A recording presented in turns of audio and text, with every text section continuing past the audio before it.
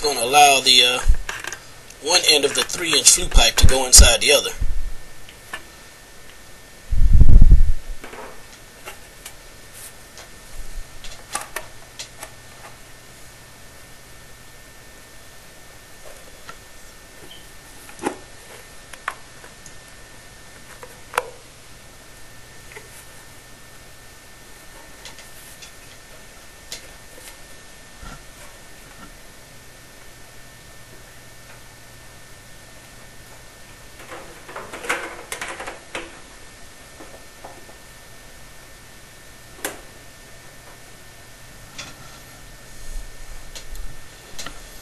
It's important to note that most cities and municipalities, by code, they require you to put at least 3 screws at each joint of the flue pipe.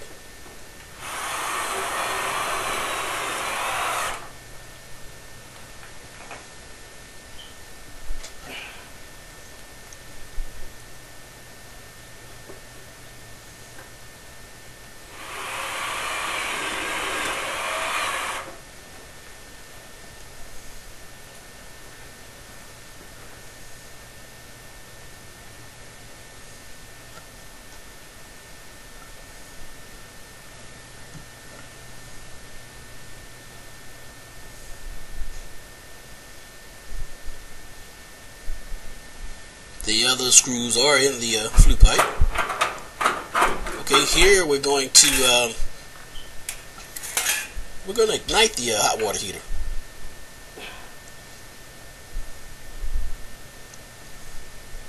Here's the control valves.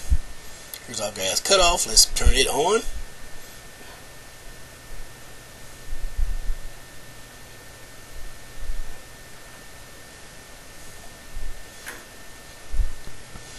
Now this is the control valve that we're going to hold down until the pilot light is lit.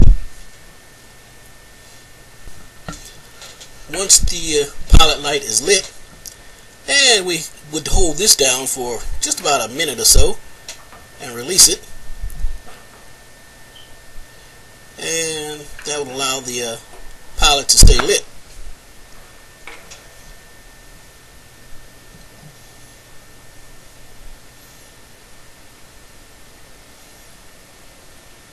Now we're going to turn the water heater on. And this is the pilot light that we're looking at. And once the gas is released on the main burners,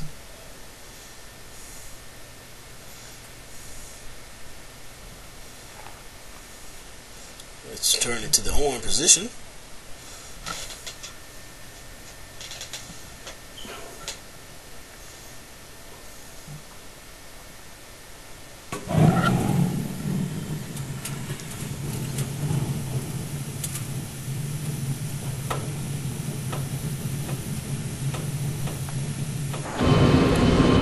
Now, with the newer hot water heaters today, they require a different ignition. Now, the newer water heaters today have electronic ignition. You can't get inside them like you used to.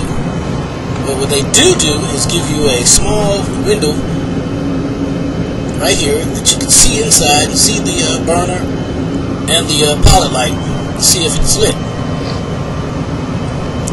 Before we can light that pilot, we're not going to need a flame to light it. We're going to ignite it. Right here, the little red button up there, the long one.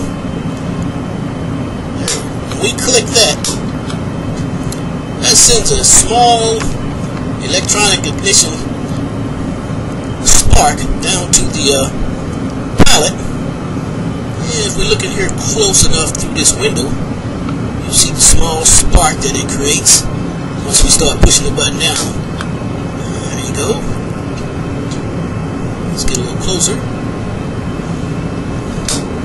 Now you can see the small ignition jump. Now once we've got enough gas, by holding the control valve down, we can click this until we get the pilot to ignite.